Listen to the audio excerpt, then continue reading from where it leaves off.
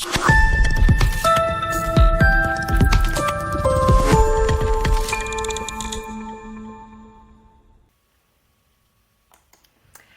so my name is Natalie and I am the lead physio here at the King's Cross Steelers Rugby Club in London in the UK.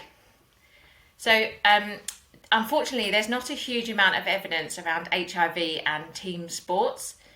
So firstly I'm going to speak to you about the evidence around group exercise, often in the form of classes, and then I will speak a bit about team sports in relation to other long-term health conditions. And finally, I'll speak about the role of a physio in team sports.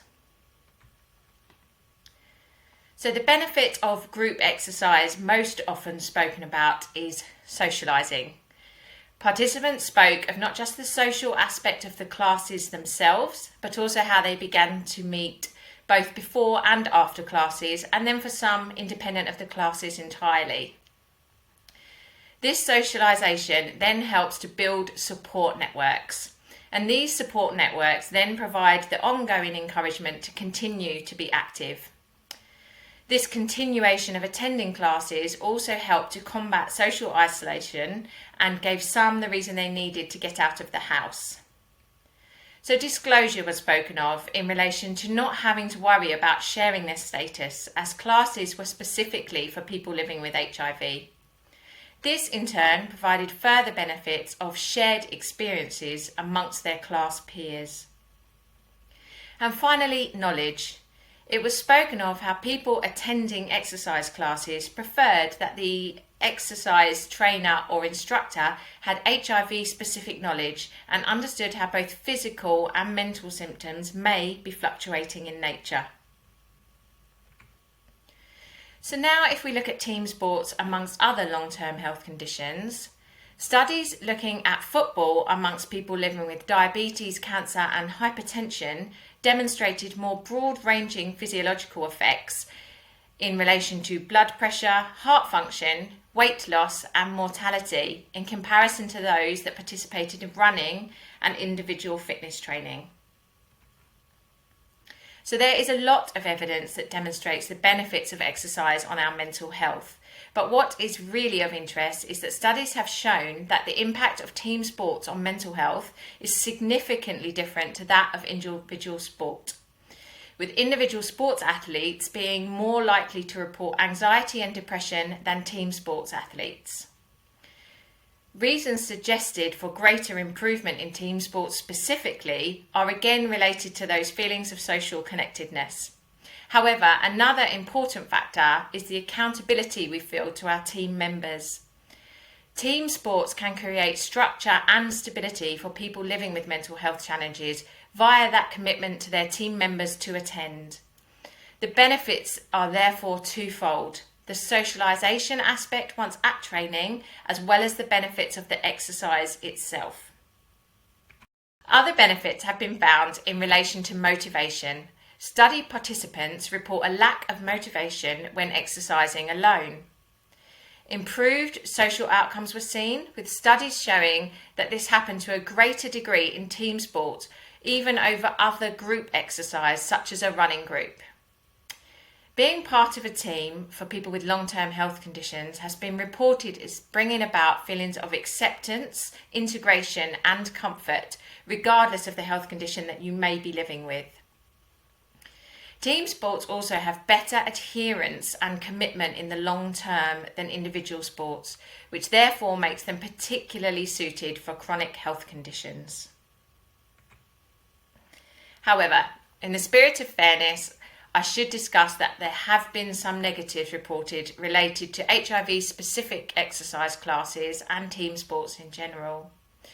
So this was in relation to stigma and was centred around others finding out that they were HIV-specific classes and being seen attending them, and also not wanting to feel different.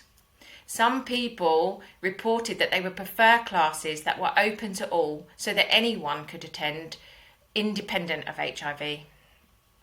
Other studies have shown that there are increased incidents of binge drinking and smoking when involved with team sports. So, what is the role of the physio in team sports? So knowing governmental guidelines and in particular how they relate to the conditions that your players are living with is really important. For rugby, there are no regulations currently precluding HIV positive players from playing rugby union or mandating the disclosure of their status to anyone. All players should be treated as if they may be carrying a blood-borne disease when it comes to the management of bleeding wounds.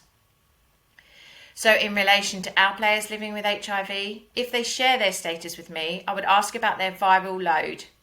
We have a lot of blood injuries in rugby, so should the need arise, then it would be my responsibility to manage that in a sensitive manner whilst also maintaining the player's confidentiality. Creating relationships of trust. So, of course, this is really important with any healthcare professional and their patients. But in team sports, sometimes you have to be particularly mindful of your environment and how this impacts on that. For example, in a majority of rugby clubs that I have worked for, the physio room has an open door policy, which means that people are frequently coming and going during sessions. So whilst you can shut the door if you know you need privacy in advance, you might not always need to know that. So you have to try and find other ways to create confidential space for you and your patients. With rugby, if you want to be in the first team, you have to be a constant at training or you may not be selected. However, some players with long-term conditions may need extended periods off and coaches will want to know why. As the physio, your role is to manage the expectations of the coaching team about when the player may return without sharing anything that the player has shared with you in confidence. Understanding the nature of conditions is really important and whether this could be causing the symptoms that your player is presenting with. So if they are presenting with joint pain or fatigue, could this be related to their health condition or do they in fact have an acute injury caused by playing rugby?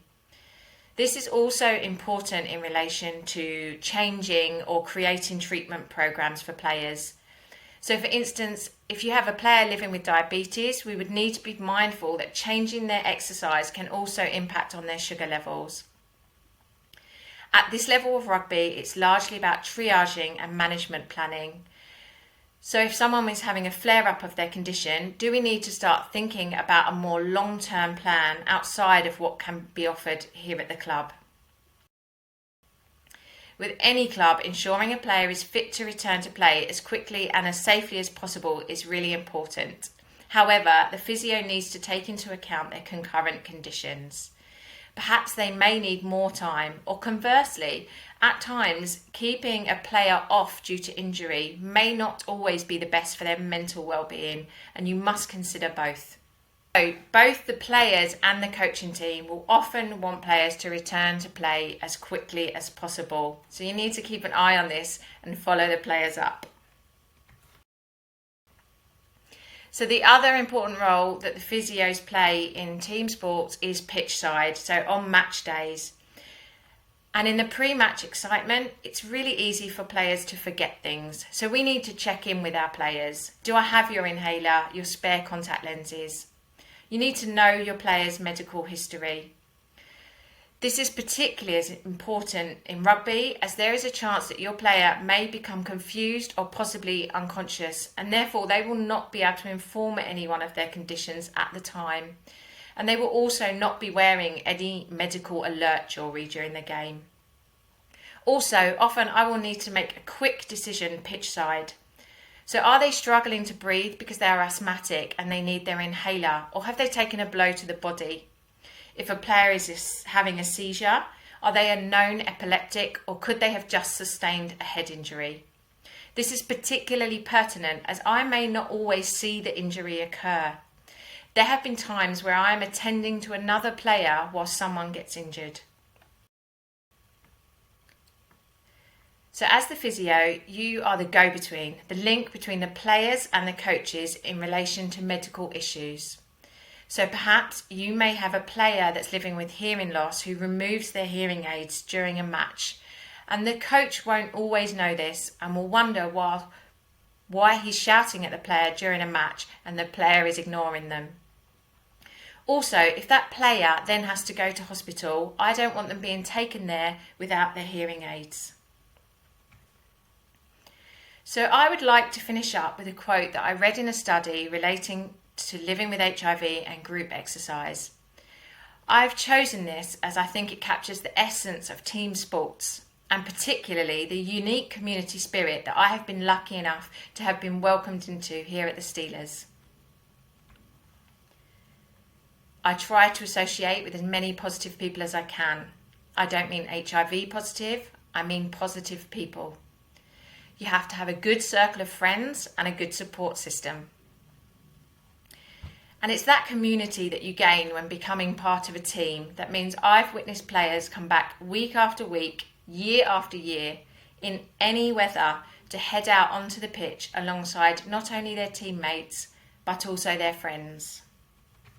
Thank you for listening.